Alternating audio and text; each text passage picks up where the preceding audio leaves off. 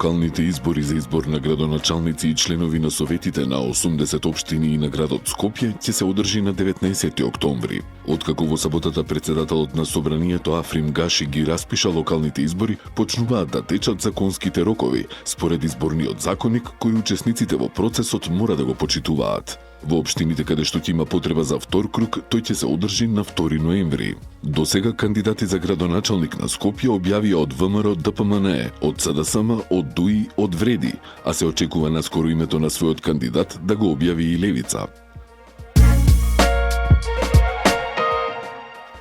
Кампања која ќе биде надпревар на проекти и идеи очекува премиерот Христијан Мицкоски за време на локалните избори. Но сепак кај него има сомнеж дека од страна на ДУИ ќе се направи обид за дефокусирање на јавноста и отворање на прашања кои се затворени пред 20 или 25 години. Очигледно дека има политичка партија, тука пред се мислам на Демократската унија за интеграција, која што наместо да зборува за проекти за иднина, не враќа 20, 25, 30 години назад и наметнува такви теми. И заедно со одредени структури во опозицијата и ним блиски, би рекол, портали и медиуми, се обидува да наметне една атмосфера во општеството, тоа посебно се однесува кон гласачите кои што не се албанци, тука пред се зборам за македонците и останатите, кога ќе излегуваат на избори, да внимаваат за кого гласаат, бидејќи наметнувајќи теми од пред 20-25 години, така да става знак на равенство помеѓу Демократската унија за интеграција и да речеме коалицијата Вреди. И овие кога ќе излезат да гласаат практично со абстиненција или воопшто да не гласаат, бидејќи ставајќи знак на равенство, тие ќе речат, па видете, и овие се криминогени како што ние бевме 22 години, и овие се не помали националисти од ние што сме, така што подобро да не гласате ниту за нив, еве за нас секако нема да гласате, мислејќи дека на тој начин ќе заборавиме на трговските центри, ќе заборавиме на фудбалчињата во канцеларии, ќе заборавиме на инстант фирмите за увоз на јаглен, ќе заборавиме на сета онаа плячка која што се случуваше изминативе повеќе од 2 децении. Во кампањата за локалните избори ќе нудам решенија за проблемите на граѓаните кои се презаситени од црни кампањи, изјави во интервју за Мија Орце Ѓеорѓиевски, кандидат за градоначалник на Скопје од ВМРО ДПМНЕ.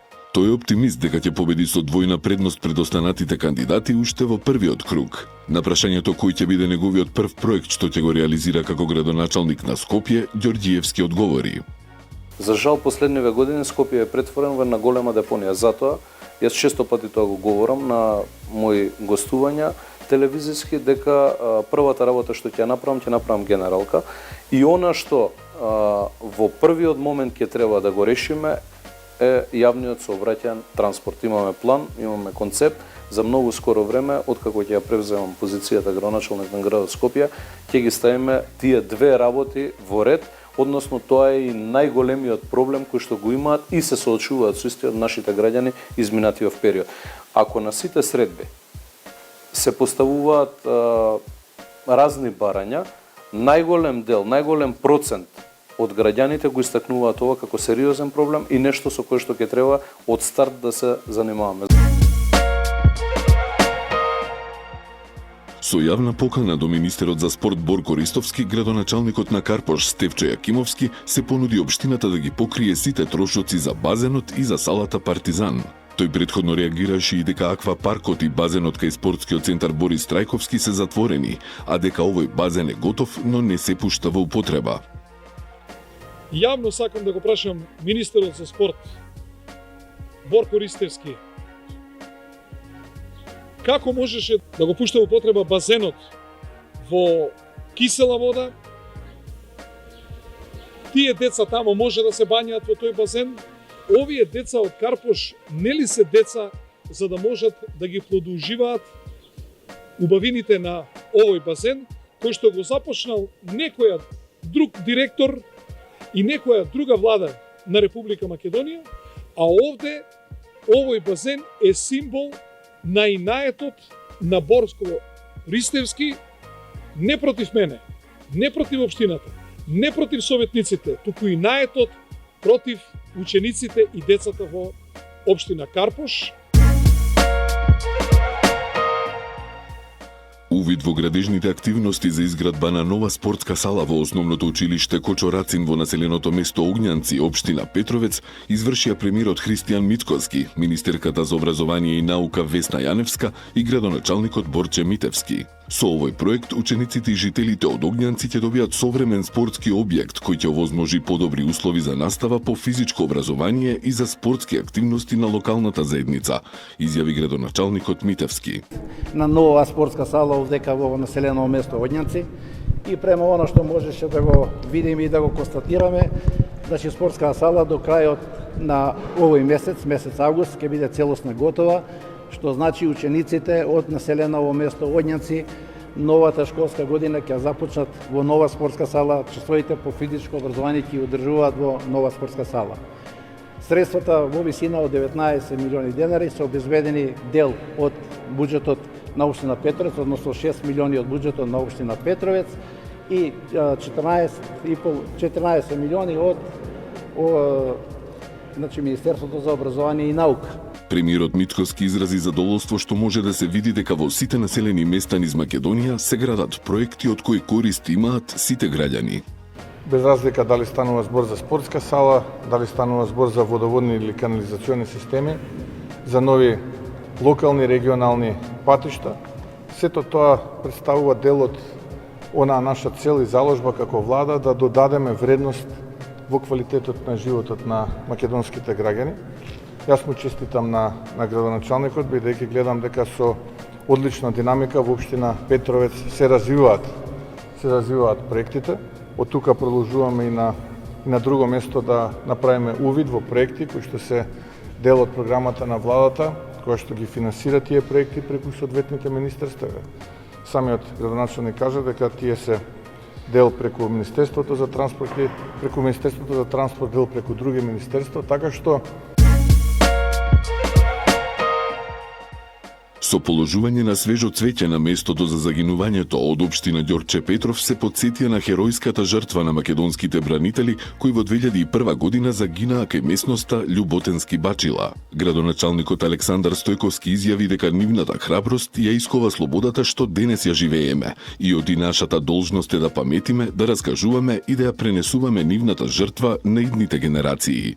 10 август за сите нас е ден за сеќавање, но и ден за оддавање почит. Повторно денеска сме собрани пред споменикот на достоинството и храброст. Денес оддаваме заслужена почит на оние кои во 2001 година застанаа во одбрана на слободата, застанаа во одбрана на достоинството и независноста на Република Македонија. Поминаа 24 години, но тагата не стигна. Таа се уште живее во срцата на нивните најблиски, во тишината на домот, во погледите на родителите, во прегратките што не достигаат. Тоа е болка што чувствуваме сите и како луѓе, но и како народ. Болка што прерасна во национална гордост.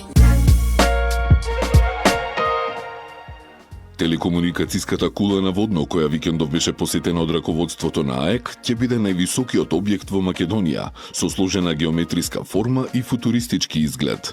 Кулата има 4 платформи, од кои по една ќе користат полицијата и војската, третата ќе биде за македонската радиодифузија, а последната, највисоката, ќе биде наменета за туристичка дејност. Токму таа платформа е ротирачка и за време од 1 час се врти во круг од 360 степени. Кулата е со висина од 155 метри и се очекува да биде нова туристичка атракција во Скопје.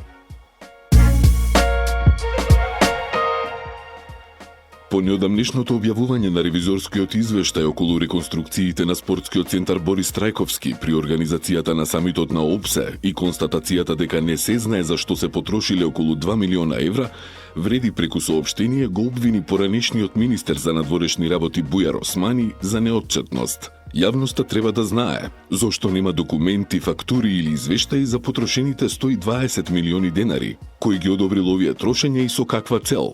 Кој ги скрил документите? Дали истите тие средства завршиле во џебовите на фирми блиски до ДУИ? Граѓаните заслужуваат одговори, а институциите мора да покренат постапки, се вели во соопштението на Вреди.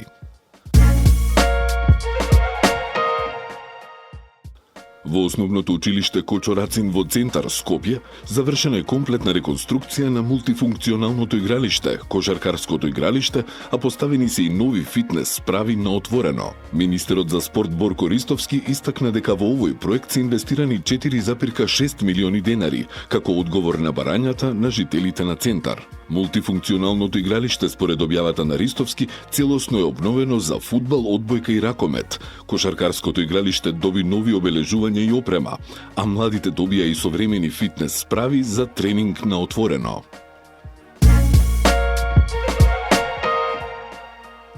Двата екстерни испита во августовската испитна сесија од државната матура за матурантите кои во јуни не ги положиле или не ги завршиле во целост, ќе се полагаат на 12 и на 14 август. Утре ќе биде тестирањето по мајчин јазик и литература, а во четврток е полагањето на изборниот екстерен испит. Според податоците на Државниот испитен центар, за двата испитни дена вкупно се пријавени 1118 ученици. Со секојдневни апели до скопјани од јавното претпријатие Водовод и канализација се обидуваат да обезбедат рационално и внимателно користење на водата за пиење, поради енормно зголемена потрошувачка. Дневното производство достигнува и над 350.000 метри кубни вода. Апелираме до граѓаните на градот Скопје рационално да ја употребуваат водата за пиење, односно да се избегнува полевање по големи површини, разладување на дворни површини, улици и непотребно трошење на водата за време на топлите денови, соопштуваат од јавното претпријатие. Тие укажуваат и дека ваквата енормно зголемена и неконтролирана потрошувачка на вода на дневно ниво предизвикува нарушување на стабилноста на водоснабдителниот систем.